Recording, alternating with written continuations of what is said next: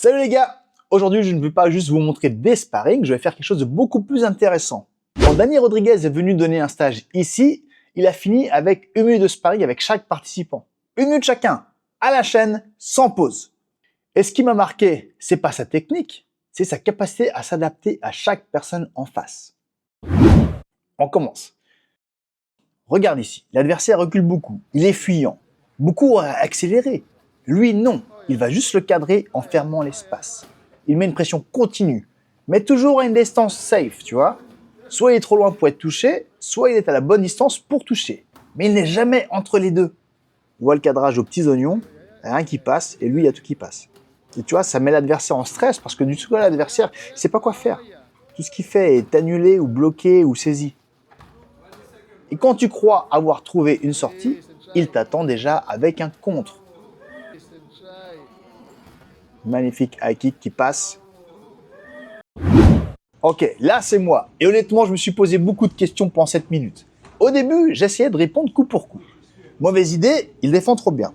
Ensuite, j'ai essayé de le feinter un peu, de provoquer une réaction. Ça n'a pas trop fonctionné.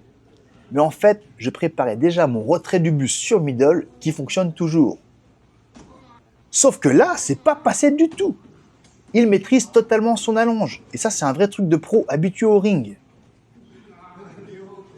Je me suis dit, peut-être que j'étais un peu trop près des cordes. Alors plus tard, je l'ai refait avec un peu plus d'espace. Mais ça n'a rien changé, son allonge m'a toujours touché. Parce que lui, c'est un vrai pro habitué au ring. Il sait que son kick, il doit aller jusqu'aux cordes, pas un petit peu avant. Ça retaffe un peu. Dernière tentative, là, vu qu'il garde la pression, je me dis, bon, bah, au lieu d'attendre, je vais aller le chercher en clinch. Et bam, il recule et me contre en uppercut. Je n'ai rien pu faire. Je n'ai rien su faire. Ok, maintenant, regarde comme il change complètement d'approche. Ici, il est face à une fille très agressive. Et regarde, il met pas la pression. Tu vois, il recule, il laisse venir et il contre. Tu vois, il avance, mais il n'y a pas grand-chose qui passe. Soit il met des coups de poing dans le vide, soit il met des kicks qui sont bloqués. Tu vois, là, c'est pas un balayage de bâtard. Hein. C'est juste un bon petit timing qui lui a fait trébucher.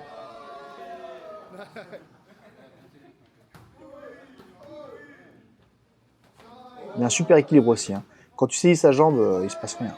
Bah, pareil, c'était un balayage léger. Hein. C'est pas une mine que tu as mis. Tu vois, être fort, c'est pas écraser, c'est choisir le tempo. Il adapte son énergie à la personne en face. Ça, c'est vraiment un truc de grand combattant. Ah, là, contre un grand gabarit, par contre, ça change encore. Il ne rentre pas dans un duel de puissance. Il garde la pression sans frapper pour engager l'autre à frapper. Il pousse l'autre à faire une faute pour ensuite l'exploiter. Tu vois, il le fait rater pour direct remiser derrière. Aucune explosion inutile, juste une lecture parfaite. Et aussi, il se rend compte que là, les punchs, c'est un peu le point faible du partenaire en face. Donc, il va beaucoup plus en points et beaucoup moins en kick. Ça, j'adore. Hein. Déséquilibre quand il est sur une jambe, pour ensuite lui mettre une frappe au corps, c'est très très beau. Et là, bing, festival de punch. Tu vois, il garde la distance. Hein. Il ne veut jamais se coller. Ça lui permet d'esquiver et de remiser.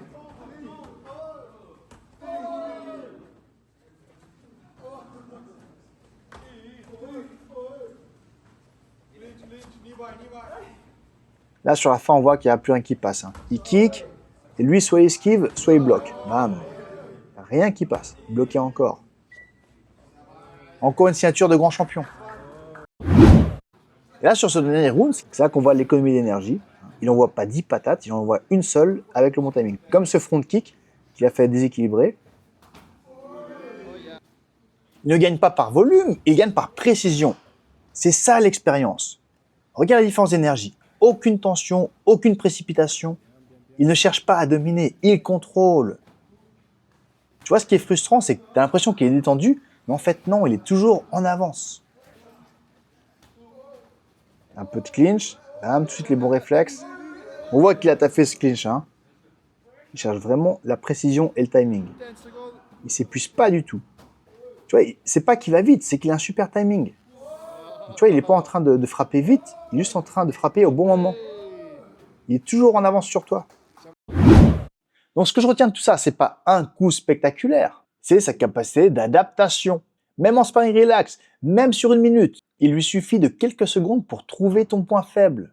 Et c'est ça que je veux que mes élèves comprennent. La boxe thaï, c'est pas frapper plus fort, c'est comprendre qu'est-ce qui va fonctionner le mieux selon ton adversaire. Donc encore une fois, merci à Dany d'être venu partager ça au gym. Merci aux participants d'avoir joué le jeu, bien sûr.